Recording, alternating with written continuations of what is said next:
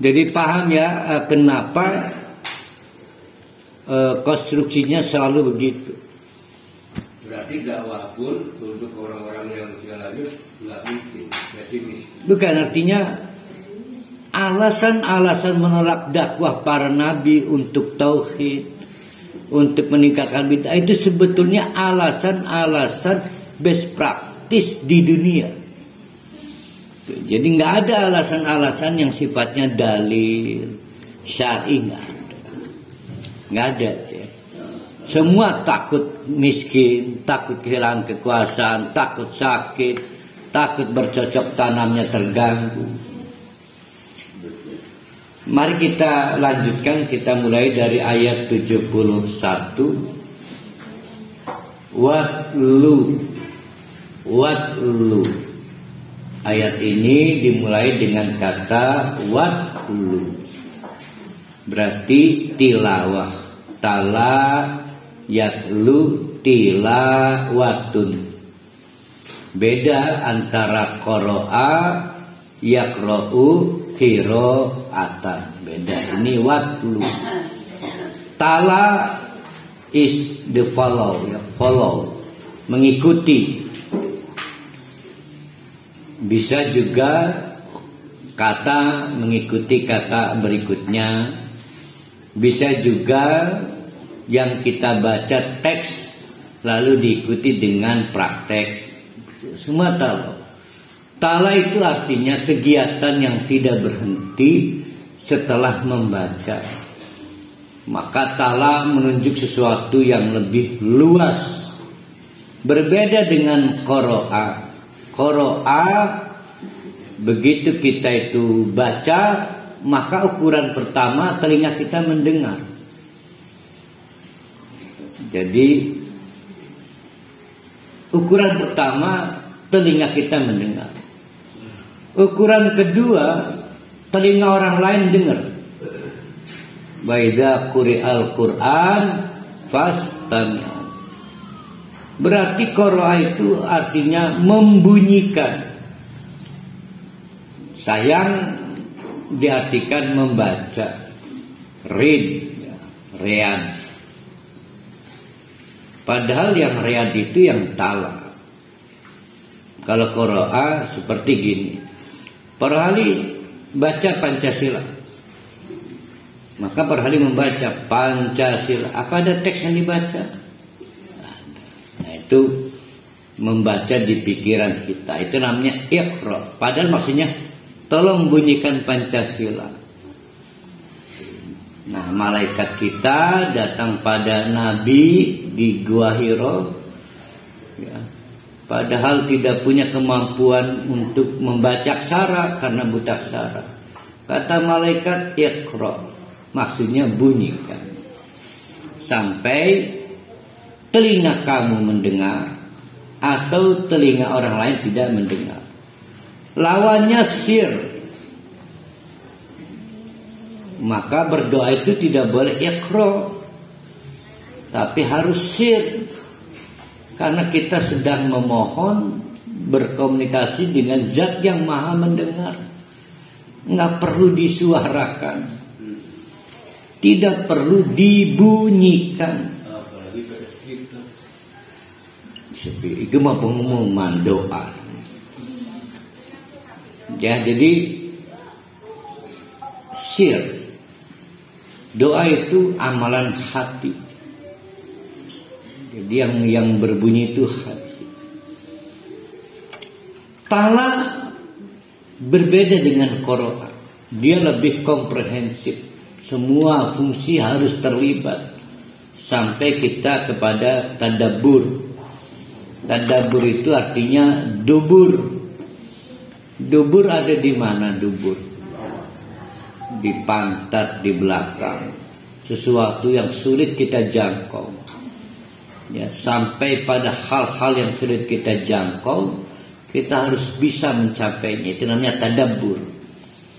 Tadabbur itu meneliti sampai hal-hal yang sulit kita jangkau. Kalau duburnya gampang dijangkau, kurang bagus duburnya itu. kurang bagus, kurang dilindungi. Dapur alam itu nggak tepat ya? Tepat juga. Jadi kita datang ke alam untuk mencari sisi yang tidak gampang kita jangkau. Apa yang tidak gampang? Mengagumi kekuasaan Allah. Karena itu akan berbenturan dengan kekaguman kita pada alam itu sendiri, sulit dijangkau. Kita memilih kagum pada Edelweiss yang tumbuh di pegunungan batu atau kagum pada penciptanya. Oh, itu sulit dijangkau. Itu hanya tadabbur. Jadi menjangkau sesuatu yang pada bagian yang sulit. Pokoknya kalau kita mudah menjangkau dubur, kurang bagus duburnya. Kurang bagus. Waktu maka hai Muhammad, apa kita terjemahkan apa waktu itu? Kajilah atau bacakanlah alaihim untuk mereka semua yang terus menerus mempersoalkan dakwahmu. Naba'a Nuhin, kisah penting berkaitan perjalanan dakwah Nabi Nuh. Diperkirakan 900 tahun periode dakwahnya. Ada yang membangun versi lain, 1 tahun itu 3 musim. Jadi penyebutannya tahun juga, tapi maksudnya musim. Sehingga 900 itu artinya 275 tahunan. Apakah pakai teori 275 atau 900? Luar biasa panjang dakwah Nabi Nuh itu. Tapi dengan waktu yang sepanjang itu, kita mendapatkan fakta relatif gagal dakwah Nabi Nuh.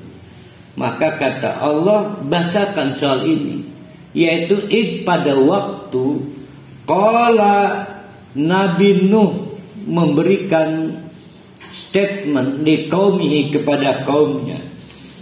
Ya qaumi, hei kaumku. Oh, udah mulai merasa ini kaum saya ini ngelunjak ya. Beratus tahun dakwah tidak naik level. Tapi Nabi Nuh penyayang, tidak ada kemarahan, tetap menyapa umatnya dengan ya qaumi, wahai kaumku, in kana kaburu alaikum maqami, kalau kalian merasa jenuh, bosan dengan kehadiranku, 900 tahun, wa tadhkiri bi ayatillahi, dan juga dengan kegiatanku untuk mengingatkan ayat-ayat Allah sepanjang 900 tahun ini. Nah, kita berhenti dulu, iqamah dulu di sini. Buruh Haya, penyenang lagu Tiara, yang di cover Nisa Sabian Nisa. Tiara di penjara Tiara. Saking senangnya sehari 8 jam didengar. Pernah bosan enggak? Enggak. Besoknya 10 jam. Bahkan lah ke dina lah ke waktu merumahkan lagu Nisa Sabian, cover dari lagu Tiara. Orang itu kalau senang gak ada bosan. Giliran baca Quran setengah jam pegel, ngantuk. Karena sebetulnya kita butuh pahalanya doang, senangnya belum. Senangnya belum, tapi kita butuh pahala atau butuh keberkahannya. Jadi ngantuk-ngantuk dipaksa, tapi nggak ada yang nyaman baca Quran karena senangnya kurang. Nah, kaumnya Nabi Nuh ini juga menghadapi problem ini. Tidak ada masalah dengan 900 tahun jadi santri, jadi jamaahnya. Tidak ada masalah dengan versi lain 275 tahun Yang jadi masalah sebetulnya psikis mereka nggak senang dengan konten-konten dakwah Nabi Nuh. Maka kata Nabi Nuh, ya qaumi, wahai kaumku, in kana kabura alaikum maqami, saya tahu kalian itu nggak senang dengan saya. Itu maksudnya begitu. Wa tadkiri bi ayatillahi, kamu juga nggak senang dengan konten-konten materi-materi dakwah saya yang mengingatkan kebesaran ayat-ayat Allah. Fa'alallahi tawakkaltu. Oke lah, saya tahu diri. Saya serahkan kepada Allah soal ini. Tawakal. Tawakal itu setelah usaha. Tidak boleh ada tawakal sebelum usaha paripurna. Sehingga menurut Nabi Nuh, oke, udah cukup waktunya, udah paripurna.